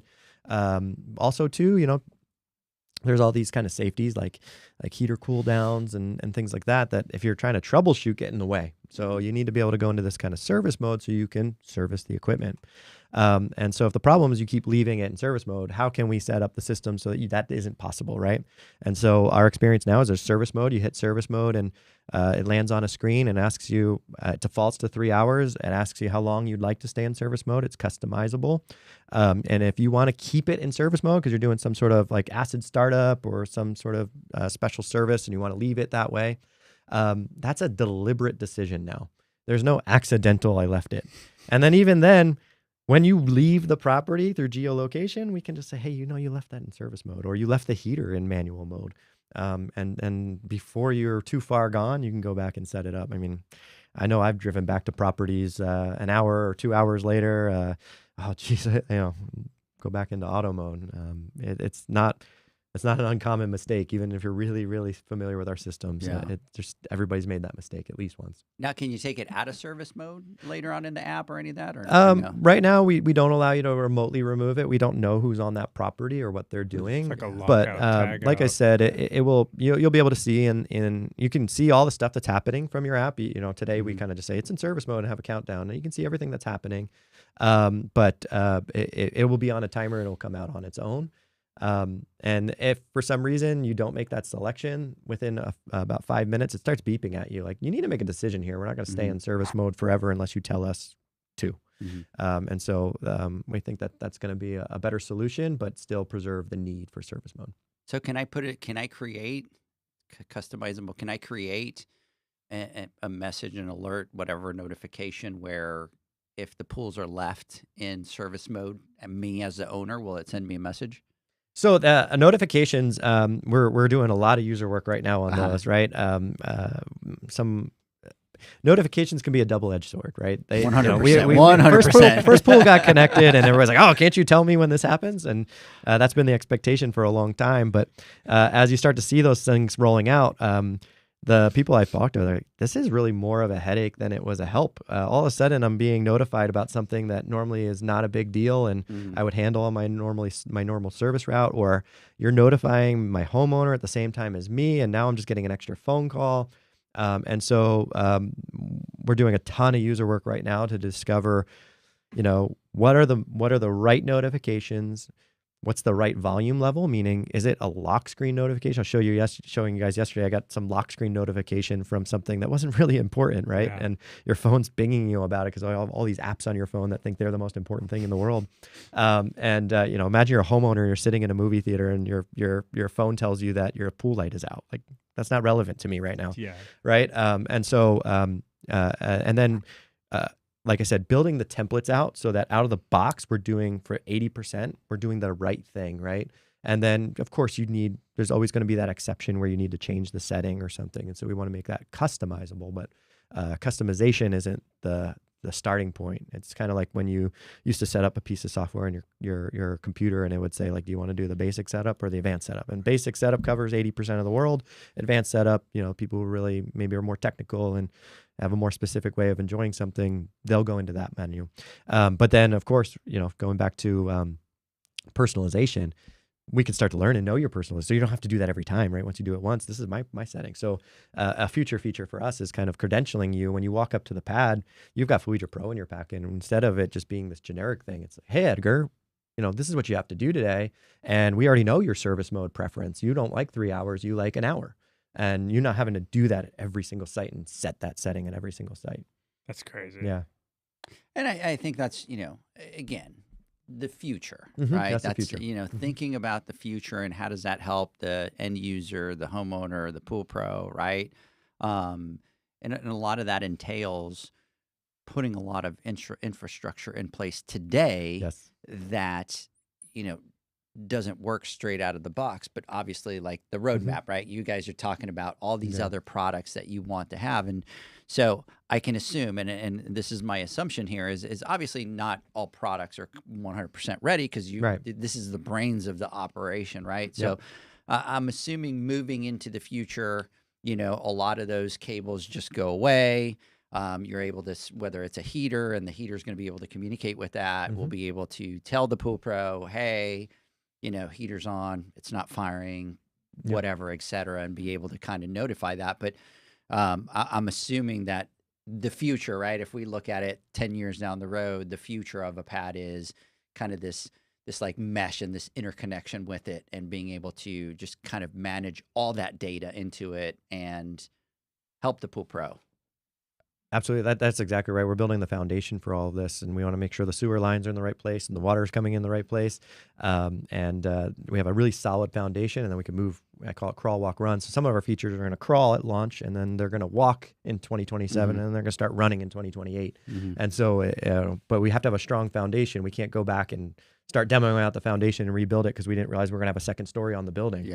And so that's where a lot of the hard work happens, and where I said, 2 years of planning is like making sure that you're making really good decisions and thinking about as many edge cases, even if it's not a feature you're going to prioritize right now. You got to, where you're going. You can't end up in Kansas when you wanted to be in LA. Like, it just can't happen. And I want the pool pros to understand it's very easy for us to sit here and talk about this product needs to do this product needs to do that. But an example, we talk about heaters, and I know that you were talking that you have that second speed set that's coming out that will do that. But it impacts a lot of your business, and it impacts a lot of the financial side of it, because if you now have this heater that you needed to connect, which it doesn't do because this didn't exist, right? Now you got to get same thing that you did with this product. You got to do all these engineers. You got to get the team working across, the world. You got to keep doing all that thing. Now you have to change your manufacturing plant because there's going to be there's some different upgrades things. there. Some upgrades, right? But really that's again. We want to build. We built building blocks, and so the hard work is now, Right. and there's still work to do, but we're not redoing it all. We've kind of standardized how that works, and so we can load that firmware and that software, and we know what the hardware upgrades need to be, so we can move more quickly on those other projects. Yeah. But it's things that take time. Right? Oh yeah, it's not things we don't have that infinite resources. Yeah, so we don't. There's have, a cadence. And so for the pool pros, like this is the future, and you're starting to see the building blocks of what that future is going to be like. And as you guys progress, I'm assuming all those products are just going to continue. I'm going to geek out. The robots in the pools are going to be communicating to the system, right? That's and where it's we're like headed. going through, and with all this new tech, and that's how it should be, right? Like. Why shouldn't a robot that you have cleaning at the bottom of the pool be able to give you information on the pool, whether it's algae, whether it's leaves in the pool, whether it's I'll take that even a step further. So we're really taking this ecosystem approach, right? And so the equipment needs to be great on its own, but it also has to work together. And so, like you think about a cleaner, almost 50% of the work that a pool does to clean is coming from the skimmer, and then the cleaner is kind of getting what the skimmer didn't do. So if we can start making those things work together, now you can have a much more clean experience. And so that's really what we're doing is we're building these next generation products that have a lot of data in them so that they can coordinate their performance. So it's not just about giving data out to the pro. It's also about giving data to each of these devices so that they can start working with each other and making decisions together, and enhancing that experience. And going back to that foundation, some of it is how's that data flow, because we do want to talk about Tracker.io and that software service that sits above all of this. If the data is not flowing the right way, then it becomes even more work for those systems to have to go in and pull that data and do something with it. Yeah. We talk a lot about smarter products, but shouldn't smarter products drive a smarter business? And what's our responsibility on it, right? As we connect more and more equipment to the net, how is that going to change the business, and how are we going to help pool professionals run their business in a smarter way? So so obviously there's this other element, which is the Tracker.io, and after spending time with you guys, I get excited because I geek out from the business side of trying to envision what it is that you guys are doing as a company, right? But you guys are like at every angle. If you think about it, you got the water, you got Taylor, right? You got but you own robots, cleaners. I know that you guys own part of Apier.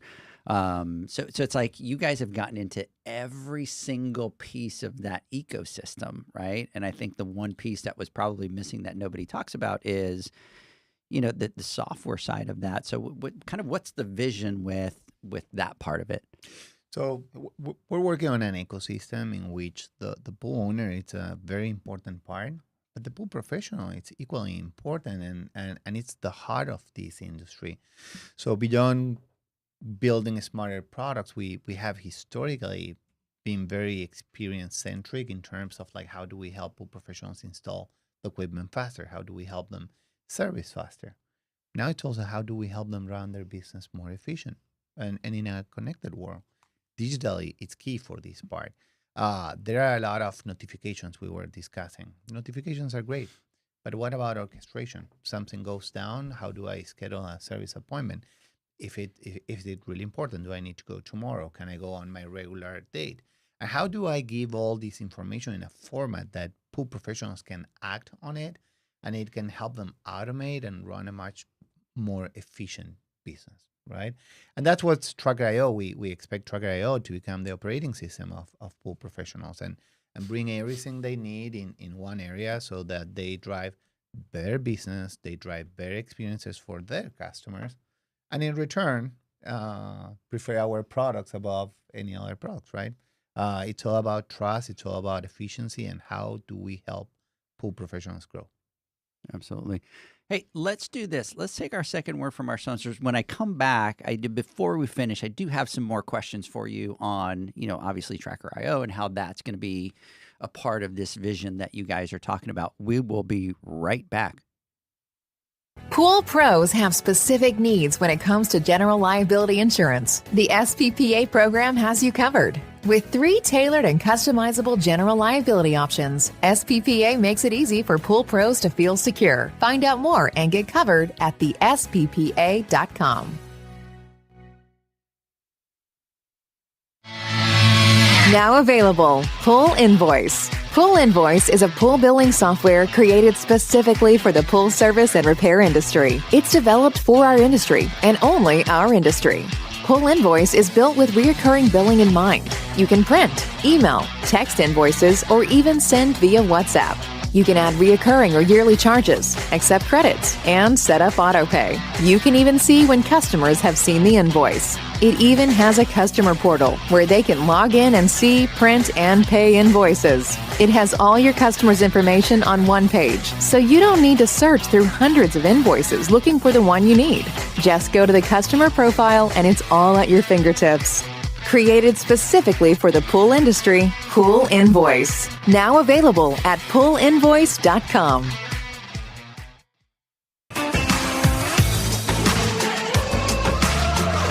Blu-ray XL is the power of minerals working for you. Reduce your overall chemical costs and labor up to 50% guaranteed. Whether you have 20 accounts or 20,000, Blu-ray XL's direct pricing and free shipping to the pool trade have you covered. Improving pool professionals' profit and work-life balance is what they do. Blu-ray XL, the real mineral purifier. Visit them at BluRayXL.com. Blu-ray all day. Aquastar's new pipeline cartridge filters, available in 2 sizes, deliver top-notch hydraulic efficiency along with best-in-class filtration performance, approaching that of DE filters. Uniquely designed, open pleat spacing means 100% of the media square footage is usable. And these claims are backed by NSF test results. Designed with the pro's time and comfort in mind, the patented double locking system improves safety and ease of access, making filter cleaners faster than ever before. Available now. Ask your supplier for pipeline filters today.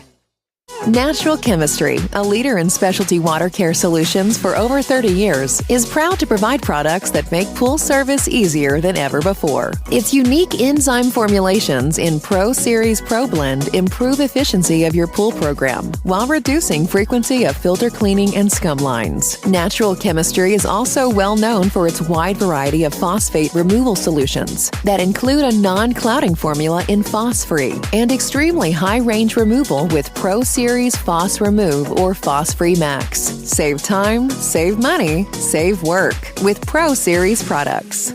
Stop sacrificing durability or efficiency with the help of Raypak's new Avia HD models that utilize NITEC, their exclusive industry-first technology. NITEC heat exchanger technology is Raypak's latest solution to superior strength and maximum efficiency when it comes to residential pool heating. With 900% more nickel compared to copper nickel in critical surfaces, NITEC creates an ideal surface to protect against scale formation and erosion without compromising on Avia's 84% thermal efficiency. Learn more at raypak.com/NITEC. The next evolution in lighting is here. Universal Color Logic 2.0 from Hayward. The latest in pool and spa lighting was designed with you in mind, making installation a breeze. Upgrades include a detachable cord and first-of-a-kind adjustable lower catch to overcome variations in plaster thickness. As always, Universal Color Logic lights retrofit into virtually any in-ground pool or spa while delivering industry-leading, vibrant color. Visit Hayward.com to discover more. Welcome back, everybody, to the Pool Nation Live Podcast. We are talking to Orlando. We're talking to Jeremy.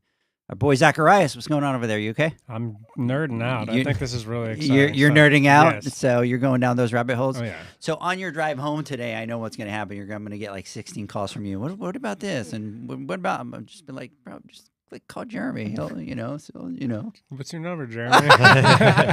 By the way, his number is 555, everybody. Any support questions that you have whatsoever Just from call across Jeremy. the globe, call Jeremy and you are good. We're gonna have to get him an 800 number so that, you got people from Australia calling him, hey, mate. So Orlando, so I want to come back a little bit because obviously we kind of went to break right before, but I go back to the same thing. I think I'm seeing the kind of bigger picture of the vision of what Fluidra is trying to do, and I love it. So let's talk a little bit about the software side because I don't think there's anybody else kind of tying that part into it. Yeah, absolutely. all these smart products will drive a lot of efficiencies, and they have a lot of things. And we were talking about, hey, what happens when I leave the service mode on and I have to go back? Well, if you're running a business, it's not that easy because there are how many pools? 300-400 pools that you're probably servicing. So there needs to be another layer, a layer where we aggregate all this information and we make it relevant for the pool professional to understand. It is not the same that a light burn out or that the pump stopped working, right? And there's a hierarchy, there's a prioritization that needs to happen, and all this information needs to be aggregated, processed, and then it needs to be delivered to the pool professional in a format in which you can act. And that's only one piece of the story, because hardware, it's one piece. Then you have technicians that you need to make sure that they are actually doing the right job, that they are empowered, that they are trained, and with all the challenges that we have to recruit people and the challenges in the industry, how do we make it easier for the technician when it shows to know exactly what does he have to do in that visit, how does he have to do it, make sure that they are in the right spot. You have a lot of product chemicals, you have a lot of things that go into each visit, and we want to be able to orchestrate, help you drive the efficiency, drive the right experience for your team, for your customers. And that's where Tracker.io goes. Yes, we do route management. Yes, we do help you understand the inventory that you have in the vans. We do help you from quoting a job, making sure that you're going to have the real price of the pump and you're not quoting it too low, too high. All that efficiency together, it was something that we were missing, and we felt it is our responsibility as a company that had been working with pool professionals for over 85 years to make sure that we give the pool professionals a solution that would drive efficiency on their business. One question I get asked a lot, well, in my route, I have a lot of pools. They are not all Jandy. And we absolutely understand that. This is to help professionals be better. So this is something that works with everybody. It is designed for you. It is designed for your pool routes. It is designed for your business. So it's a system that it's open and works with many different areas that you need to integrate and that are part of your day-to-day. Mm-hmm. So I think it's great, and I just kind of can't. I can imagine that, as you guys progress, that's only going to get bigger and be able to provide more information for the user, right? Because you're going to be able to tie in one side with the other side. Yeah, absolutely. But then again, more than the information, the data, what is really important for us is the value that we are delivering. We have great products. We have built trust over the years. How do we increase the touch points that we have with professionals to drive trust, to drive preference for our products? Right. And you do have, especially bringing it all together, you are going to have obviously those core customers that you have driven, right? That you have great relationships with, and now that's going to be a tool to be able to help them, even more. I just geek out with, especially when it comes to all the data, right? Because the more that we move this industry in that direction, and I think you guys are probably one of the first ones moving in that direction. And you said it specifically. It's yes, we're a hardware, we make things, but how do we become a software company to the side of it to bring it, all together? It's just going to become, more powerful. And data is so important, but if you can't do anything with the data, or if it's not something you can use to your advantage, then that's great. You have the data, but yeah, exactly. That's what Zach says.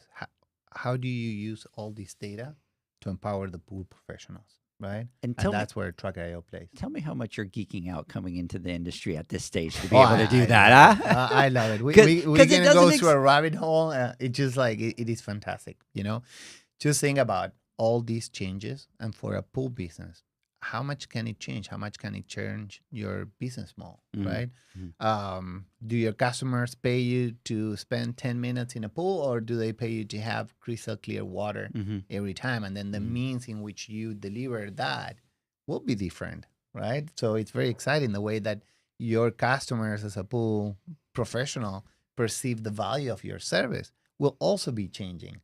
And we have this amazing opportunity to be working with pool professionals to help them drive this change.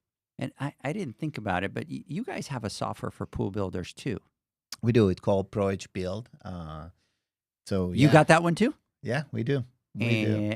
And I can only assume that that's another, area where you're going to be able to kind of integrate that.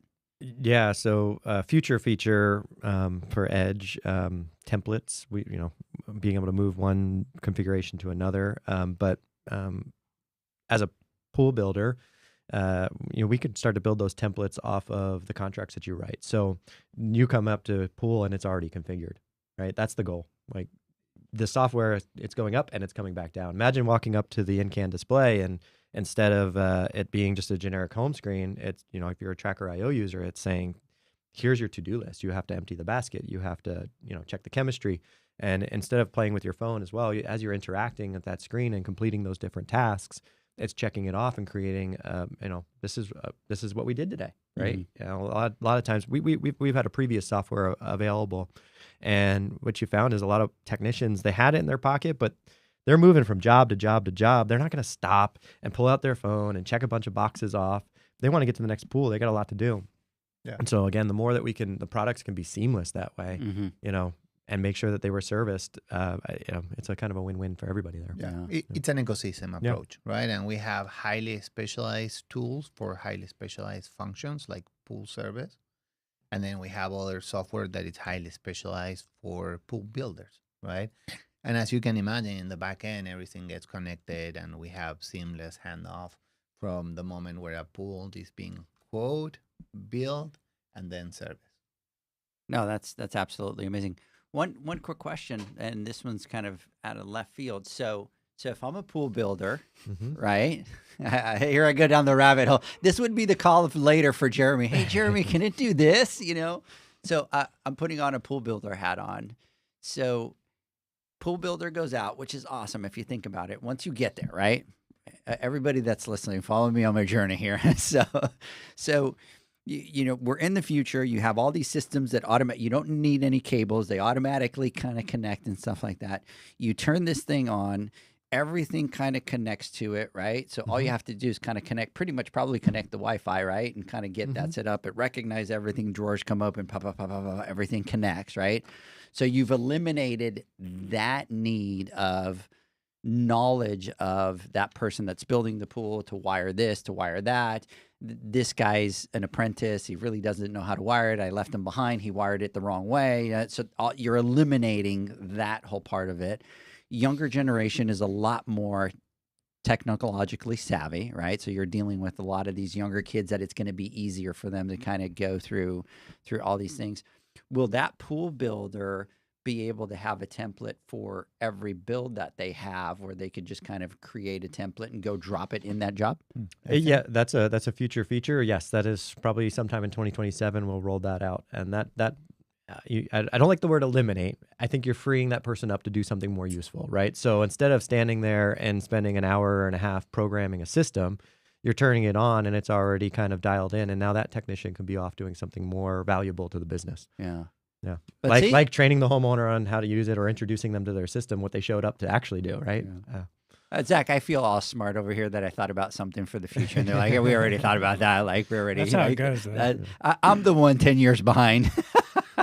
So, anyways, guys, believe it or not, we've been talking for almost, okay, Zach, go ahead. When is it available? That's a very one of the big That's a very good questions. question. We talked about everything but the most important part. Yeah, so we have been testing now for over 2.5 years. We're entering another phase of that testing.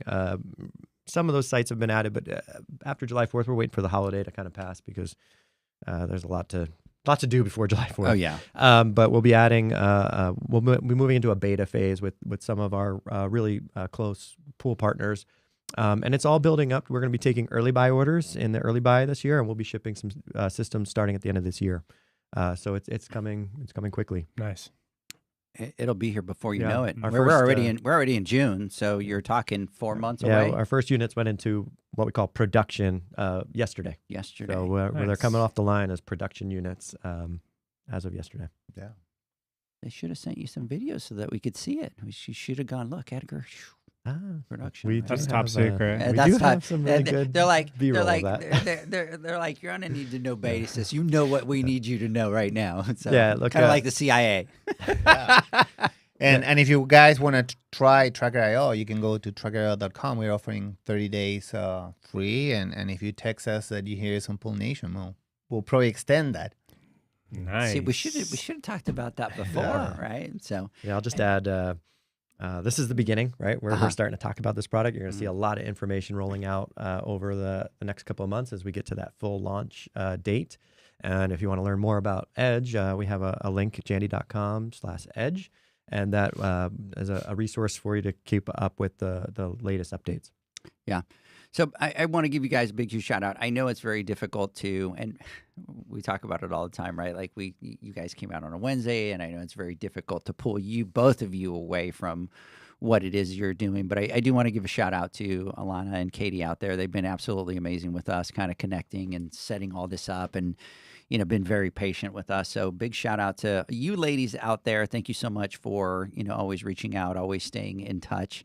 And I want to thank you guys for coming out and taking the time. I know it's not easy to, pull 3 days, and we're kind of picky when we're like, oh no, we need you for a couple of days to be able to do that. So we really appreciate it. There's a lot of other things with it that it's going to do that we just weren't even able to get into, and just time flies by. So thank you so much for coming out. I hope that everybody has a great weekend. We will see a lot of you guys out tomorrow at Heritage in Van Nuys. Looking forward to hanging out with you guys. You know that is the part that we enjoy. And before I kind of call it a day, I do want to give a couple shout outs to a lot of the people that we got so wrapped up that we forgot about over here. So let's see here. So Rush, Virginia, Zakura, big shout out. Lopez Garcia, big shout out.